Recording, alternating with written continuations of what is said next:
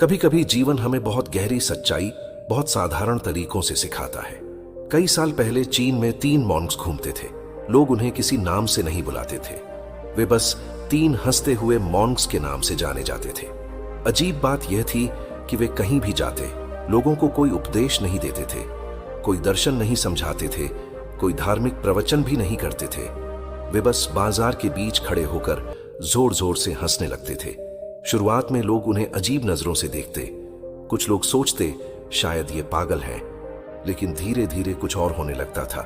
उनकी हंसी इतनी सच्ची और इतनी मुक्त होती थी कि आसपास खड़े लोग भी हंसने लगते थे।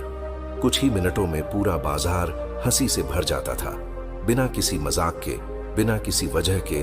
लोग बस हंस रहे होते थे और शायद यही उनका संदेश था, क्योंकि ज्यादातर लोग जीवन को इतना गंभीर बना लेते हैं कि वे जीना ही भूल जाते हैं। हम हर समय किसी न किसी बोझ में फंसे रहते हैं। भविष्य की चिंता, अतीत का पछतावा, लोगों की राय का डर, और इन सब के बीच जो सबसे सरल चीज है खुशी, वह धीरे धीरे गायब हो जाती है।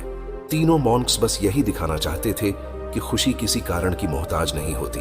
कई बार खुशी सिर्फ एक चुनाव होती है, लेकिन इस कहानी का सबसे गहरा हिस्सा तब सामने आया जब कई साल बाद उन तीनों में से एक मॉन्क की मृत्यु हो गई। गांव के लोग इकट्ठा हुए, सबको लगा अब तो बाकी 2 मॉन्क्स दुखी होंगे, लेकिन हैरानी की बात यह थी कि वे दोनों फिर से हंसने लगे। लोगों ने उनसे पूछा, तुम्हारा साथी मर गया और तुम हंस रहे हो? तब उन्होंने शांत आवाज में कहा, हम तीनों ने जीवन भर यह देखा कि कौन सबसे ज्यादा हंस सकता है। अब वह जीत गया, इसलिए हम उसकी जीत का जश्न मना रहे हैं।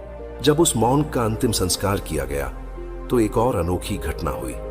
जैसे ही आग जली, उसके कपड़ों के अंदर से पटाखे फूटने लगे। मरने से पहले उसने खुद ही अपने कपड़ों में पटाखे छिपा दिए थे, क्योंकि वह चाहता था कि उसकी विदाई भी लोगों के चेहरे पर मुस्कान छोड़ जाए। दरअसल उस समय चीन में एक प्रथा थी कि मरे हुए व्यक्ति के कपड़े नहीं बदले जाते थे, इसीलिए उस मॉन्क ने पहले ही अपने कपड़ों में पटाखे छुपा लिए थे और आखिरी बार जाते जाते सबको हंसा गया। सोचिए, एक इंसान अपनी मृत्यु को भी हंसी का कारण बना सकता है। शायद यही कहानी की सबसे गहरी समझ है।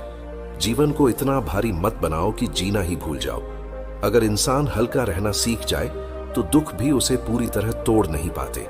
इसलिए शायद जीवन की असली बुद्धिमत्ता यह नहीं कि हम हर चीज को समझ लें, बल्कि यह है कि हम हर परिस्थिति में मुस्कुराने की क्षमता बचाए रखें।